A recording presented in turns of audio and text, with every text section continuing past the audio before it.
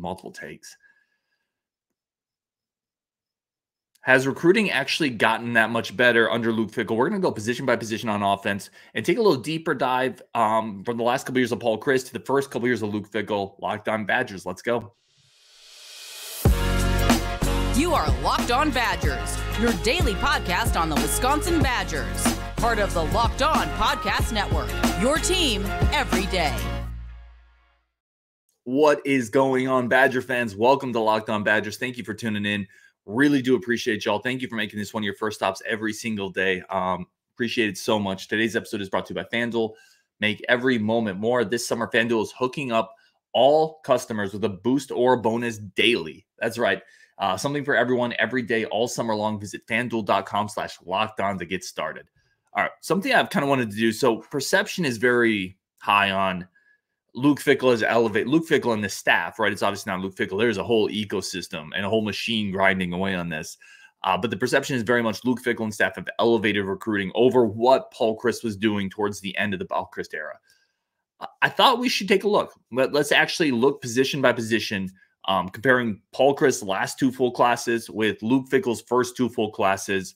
I'm throwing out that merger class that had some of Paul Chryst's guys and some of Luke Fickell's guys because I don't really know where to put credit on that. Like, where would you give Tretch to? Like, Tretch was a PC guy, but he decommitted, and then Luke Fickell got him back.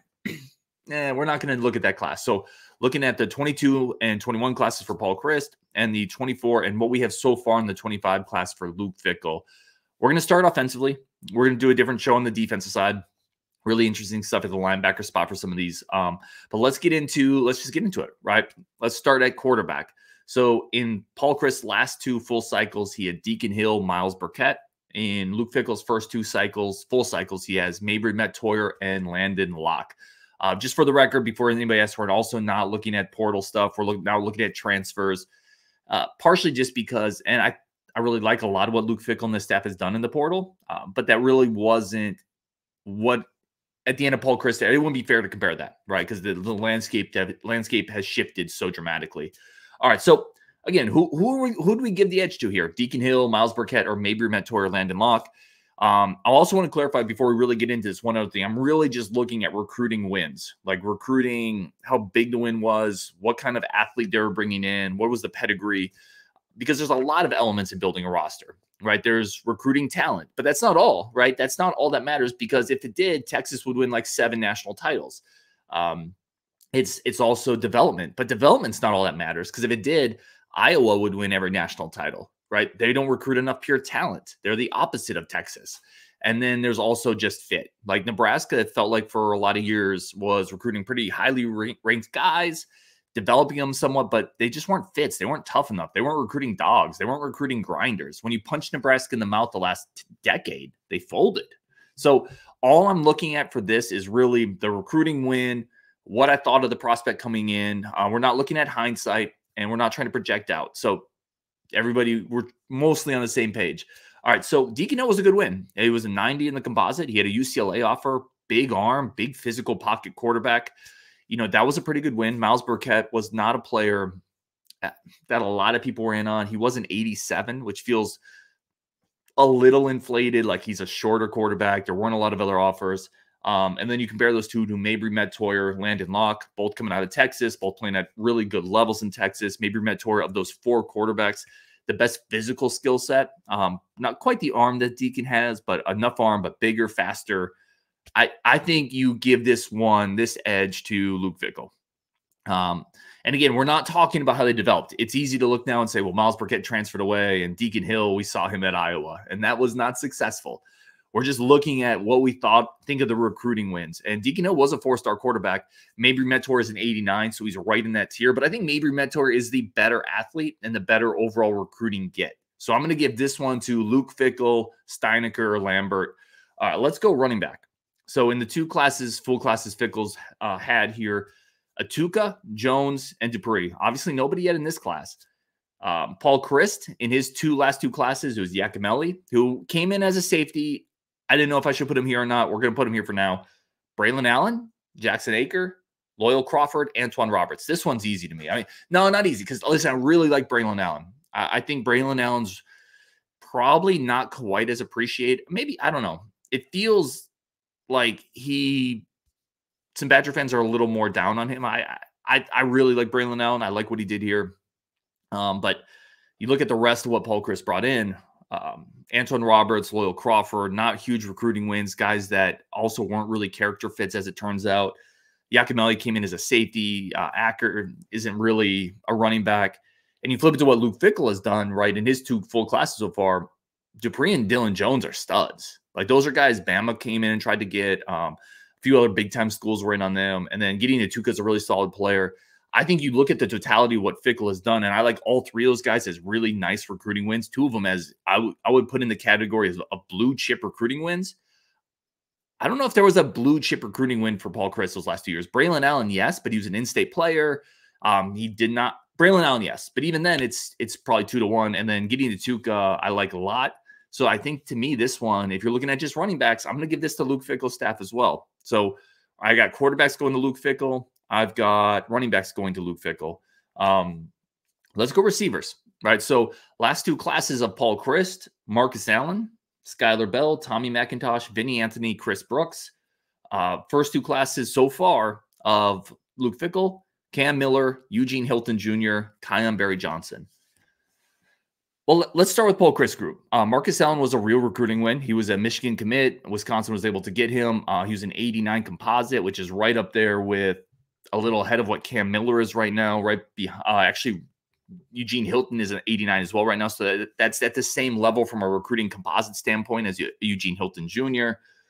Sky Bell, Tommy McIntosh were 86s. Vinny Anthony was an 87. I like Vinny Anthony a lot. Chris Brooks was an 83, so not highly ranked. I like a couple of the skill sets. Like, I like the idea behind the Tommy McIntosh and the Chris Brooks, like a big physical receiver and then a big tall receiver. You flip it over to what Luke Fickell has done. Cam Miller, electric. KBG, kind of electric. Eugene Hilton with the pedigree, a Georgia offer. I feel like, again, I'm not trying to just like have some recency bias here, but it feels like you brought in a Marcus Allen. And I kind of talked about culture fit. You got to find the right pieces that fit. That's a part of recruiting. It feels like he probably wasn't that. And that was your highest ranked recruit as a receivers for Paul Chryst was Marcus Allen. The other guys just kind of feel like a collection of flyers with Tommy McIntosh and Chris Brooks. And I really like Vinny Anthony. Vinny Anthony's a guy I really like. He's an 87. That was a good recruiting win. I might push this. No, I love Eugene Hilton too much. I think Eugene Hilton, out of all of these receivers, is the best recruiting win here. And I think Cam Miller and KBJ have kind of electric skill sets that other group that Paul Chryst brought in didn't have. Yeah, I think this one's Fickell too. I don't want to gloss over the fact that at the time, Marcus Allen was a pretty big recruiting win.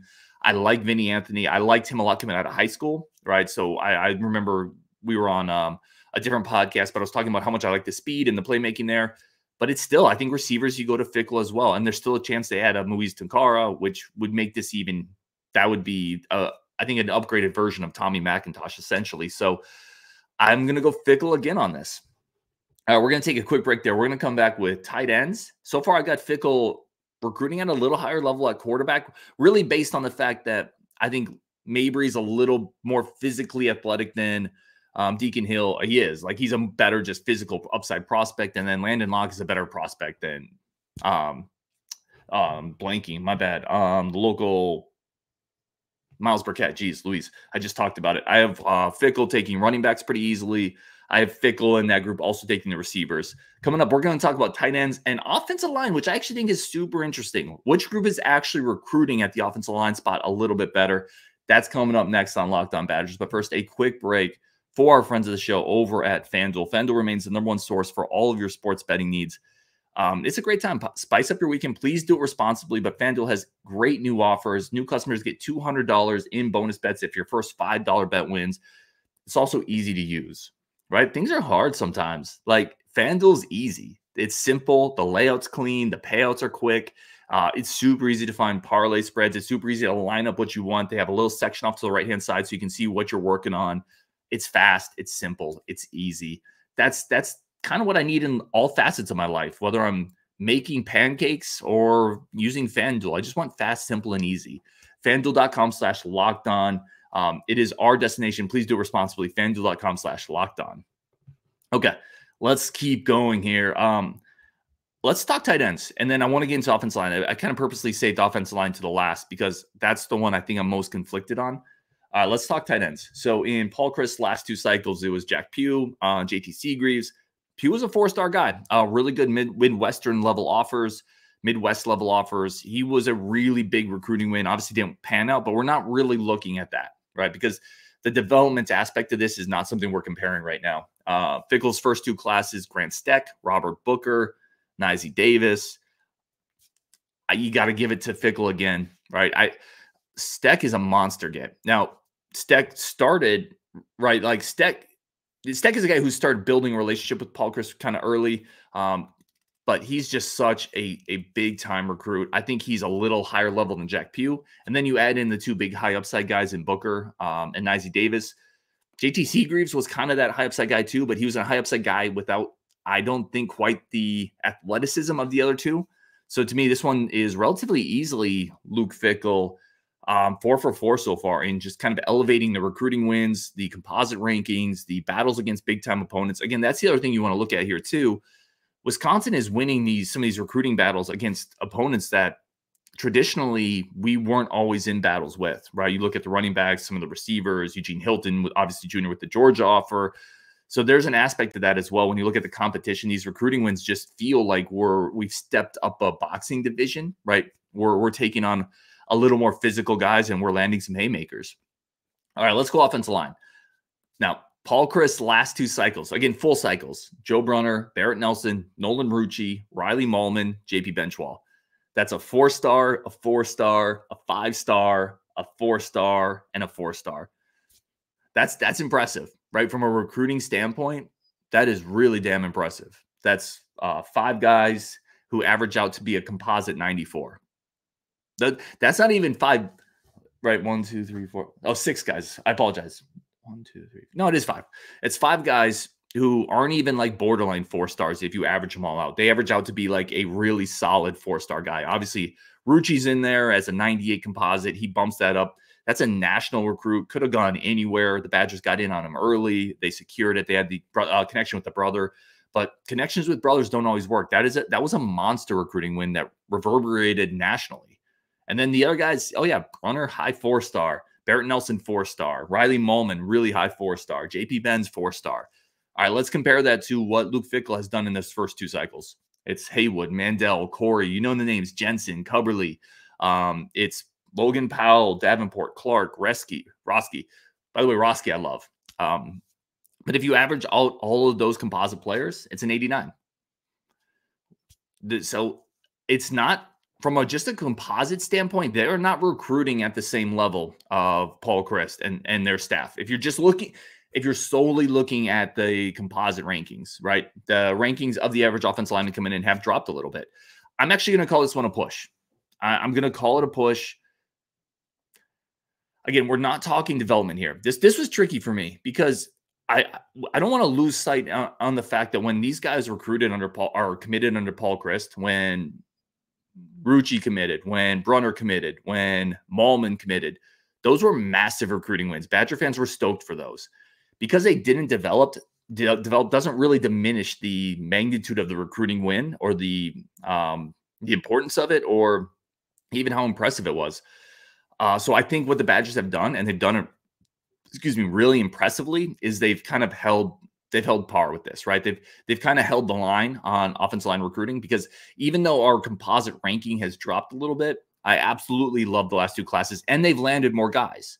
I'm not going to hold that against Paul Chryst because they didn't need to land as many guys, but this staff has come in and they have rebuilt the offense line, right? 5 guys last cycle, 4 guys so far this cycle, and none of them are reaches. None of them feel like reaches to me. Even the lower ranked kids, Cam Clark, Davenport, Corey, I think those are really good gets.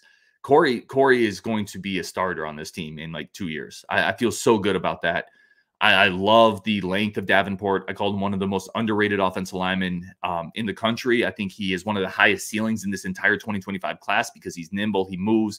Reminds me a lot of Garrett Sexton, who I loved in last year's cycle. So I think offensive line, I'm going to call it a push because I'm not going to diminish the recruiting wins that previous staff had. Even if development's a different story, right? The previous staff, I think we had dropped off a little bit in the developmental area, which is where Brady Collins coming in. I think that's enormous because you can't have one without the other, especially in the trenches. Like you cannot have one without the other. And, we've talked a lot about Michigan and Ben Herbert, former Wisconsin guy. You got to have that dude that develops the balls of clay, right? You got to land them. That's part A. But it's like a factory, right? Getting the raw materials onto the assembly line is just part A. Then you need the dudes to assemble it because you can't have one without the other. And it works both ways. Like I said, you can have the great developers, but if you're not getting in the really athletic, tough, physical, athletes, the guys who can develop potentially into those high upside guys, the greatest developer in the world isn't turning me into an All-American offensive lineman, right? So you need both, and I think we're at a spot where we have both now. That's what is so exciting to me. We've kept bringing in the same, in my opinion, roughly the same caliber of really talented offensive linemen. I think our fits are a little better. That's the other thing I'd point out. I think the previous staff was a little too heavy on we're just going to take the best players we can get. I don't care what position they play and we'll make it fit. I think you got to find some interior guys. I think you need a Logan Powell. I think you need a Ryan Corey. I think you need an Emerson Mendel. You need 6'4", 6'3" guys who are just bulldozers on the inside. You need a couple of them. I think the previous staff maybe got a little too cute, right? A little too cute with we're going to have a bunch of 6'7" guys and we're just going to mash them. It's like my 5-year-old at times trying to fit the square into the triangle. You can make it fit, but it doesn't look great sometimes. So I'm going to call offensive lineman a push, though, just because I think that what the previous staff did recruiting was incredible. You can't take that away. I also think what this staff has done is incredible. So here's my overall tally. Let me know what you think. Quarterbacks, I got going to Luke Fickell. Again, we're comparing the last 2 cycles for Paul Chryst and his recruiting department to the first 2 full cycles, Luke Fickell, his recruiting department. Quarterbacks, I got going to Luke Fickell. Really based on the fact that he brought in 2 really solid guys. I don't think Miles Burkett was a very huge recruiting win. Running backs, I got Fickell. Receivers, I got Fickell. Tight ends, I got Fickell. Offensive lines, I have that as a push. I have that as a straight push. So let me know what you guys think. We're going to take a quick break on the show. We're going to come back. We got to talk Kinziger. We got to talk Zach Kinziger, Badgers recruit, got bumped up to a 4-star, one of the top 150 in the nation in the composite. And I don't think I feel like people aren't talking about it. I feel like people aren't excited about it. I'm excited about it. Let's talk about that next on Locked On Badgers. But first, a quick break for our friends of the show over at eBay Motors. Listen, eBay Motors is the place to go if you need car parts. And most of us drive cars. Most of us have cars. And if you're like me, you've hit guardrails, you've hit trees. I was once filming myself in a Jeep Wrangler with Ted DeWald, my good buddy, and we were filming as going over these dunes in Georgia, and we ran right into a tree as we're filming. That was terrible. But I needed car parts after that because that Jeep was hurting. My camera was hurting as well, and Ted hit his head. He's fine now. He's a teacher. He's doing great actually in Pennsylvania. But the point is, if you need car parts because you hit a tree while filming with your buddy, or because you got carjacked once, that happened to me as well. I needed car parts for that, or because you hit a guardrail. I've done that a couple times. If you need car parts, go to eBay Motors because they have everything you need. Over 122 million parts, the right fit, the right prices. eBay Guaranteed Fit is only available to U.S. customers, but they will get you what you need regardless of what you need over at eBay Motors. Right parts, right fit, right prices. eBay Guaranteed Fit is only available to U.S. customers. All right, let's keep going here. We need to talk about Zach Kinziger. We need to talk about, I don't know if you could have a less hyped 4-star in-state guard who can shoot and can score. So recently, Zach Kinziger upgraded to a 4-star composite. He's a 94 on the composite. He's a .937. So basically a 94 on the composite. 21st shooting guard in the country, 133rd nationally in the same class as Will Garlock. So you got those 2 guys. You got the shooting guard in the center in this class. Let's talk a little bit about Kinziger. So listed at 6'3", he's probably like 6'2", right? They're always, he doesn't look, I don't know. I'll see if I can find out exactly what he's at. He's probably more like 6'2", but he's well built. He's 6'2", but a little solid. Like he has some physicality on him. I like the frame. So you have that going for you. And listen, 6'2" plays. You can be 6'2" and do just fine at the college level. Now, going to the NBA, the next level, obviously that's questions, but this is the Badgers show. This is not an NBA lottery draft show. So 6'2" is fine. Let's talk about the game a little bit. Let's talk about how it fits to Wisconsin, what we've seen watching film, why we should be a little more excited about it. The first is range. Like, if you haven't watched Kinziger, Go look it up. Watch some of his huddle film. I'm telling you, Badger fans need to be talking about this kid more.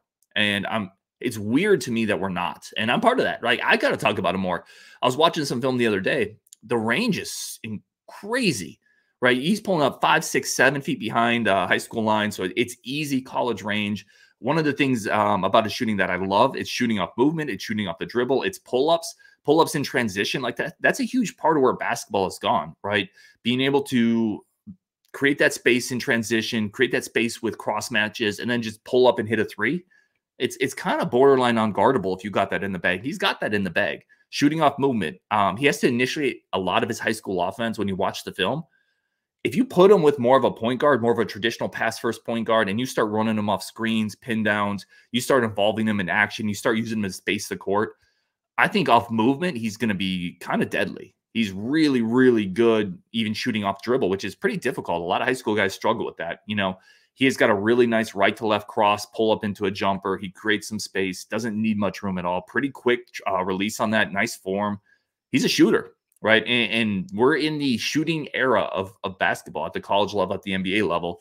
Shooting's king, spacing's king, right? And he brings that. He absolutely brings that. And we've talked about this before with Coach Gauthier, with some other people who come on the show. You know, who's the last Badger we've had that's really just a sniper, like a lockdown shooter? We're kind of hoping Tanjay can be a version of that this year, the transfer over from Missouri. But this is the type of player that could potentially develop into that sniper, maybe that Ben Bruss guy. But he's got a little more juice in his game than that. He's not just a shooter. Really good creativity with the dribble, gets into the paint. Unique ability to kind of finish with a couple different hands. Has a nice jump stop, slithers through. Not the most explosive athlete. Like, he's not coming in and yamming on people, but he uses his body pretty well to create space. I like the passing instincts when you watch him on film. He's able to break down into the paint, find cutters. You know, there's some playmaking ability there. This is a combo guard, in my opinion, but a guy who can be kind of that secondary playmaker, right? He can, and again, here's the thing. It all revolves around shooting, right? So you kick the ball to him. Maybe he's coming off a pin down, anything like that. Defenses have to close. They have to close like he's going to shoot that. That's going to create the ability to pump fake, get in the paint. And once he's in there, he does show the ability to, because once you get in the paint, someone has to come help, and that's going to leave somebody. He shows the ability to find that open guy by the rim or on the weak side. So there's some playmaking chops there. What else I got? I really like the flashes of a 3-level score. You know, there's definitely the 3-point range. We talked about the deep range of shooting. We talked about getting into the paint and kind of being able to finish creatively around the rim. He's also got a nice mid-range. Mid-range coming off pick and roll, mid-range just off some dribble isolation where he'll pull up quickly, create some space. Nice 18-foot on the baseline, getting to the elbow area, popping there. So he shows you 3-level scoring ability, shows you deep range, pretty good ball handling. Not elite quickness, but he does a really good job of using that thread of the shot to get people off balance, and then he'll get somebody on his hip, get into the paint, and finish. There's a lot in the offensive bag you really like here when you start breaking it down and really looking at it. And again, this is a 4-star in-state shooting guard, and I feel like people are just sleeping on it. He's kind of exploding, and he's getting some national love and attention now. This is a recruitment and a commitment that Greg Gard and the Badger staff locked down early. You got to give him credit for that. I'm really excited for this. And the more you watch him, the more excited you get. Now, I want to see some more clips on defense. I haven't seen a lot. I don't know is my answer there. And that's a really important part of being a Badger. That's a really important part of being in the Big Ten. We saw it with Connor Essegian, right? We saw the defense really being the factor that didn't allow him to get onto the court and use that offensive bag that he also has. Now, Kinziger feels like a different type of player than Essegian. Not the quick, super quick lightning release, but more physical, a little bigger. I don't think he's going to get abused defensively quite as easily. I don't think it's going to be as easy to mismatch hunt him because he's already looking like his frame's going to be a little bigger, a little more physical, a little easier for him to transition into guarding college 1s and 2s. He's not going to be a super switchable guy past that. Like, you're not going to want him isolating on 3s unless it's a growth spurt. Like, it happens sometimes. Maybe, listen, my goodness, if he can add a couple inches and get a growth spurt, then you're talking about a real interesting scenario here with Kinziger. But even at 6'2", you got shooting range, you got ball handling, secondary playmaking. I really like the creativity offensively, 3-level score, really good ability to shoot in transition, just pulling up at the 3-point line, popping. That's unique. Not a lot of players can do that. Even up at the highest level, you hear NBA players talk about, I really need to work on my pull-up, my ability to hit pull-ups in transition. That's a tough shot. Kinziger's already showing flashes of that. I like this a lot, and I think we need to be more excited about it. So go check out some film with Zach Kinziger. I'm going to get Coach Gothner on at some point. We're going to break him down as well. But yeah, I really like the film there. This is quickly becoming one of the better shooting guards in the country, currently ranked 21st in the nation in the composite. So somebody definitely, let's keep tracking. Let's keep talking about it. That's today's show. Really do appreciate everybody tuning in. As always, y'all are amazing. Thank you for helping us build this incredible Badgers community. And we're going to keep growing it. A bunch coming up this week, next week, a bunch coming up. So stay tuned for everything we got going on Wisconsin, and we will talk later.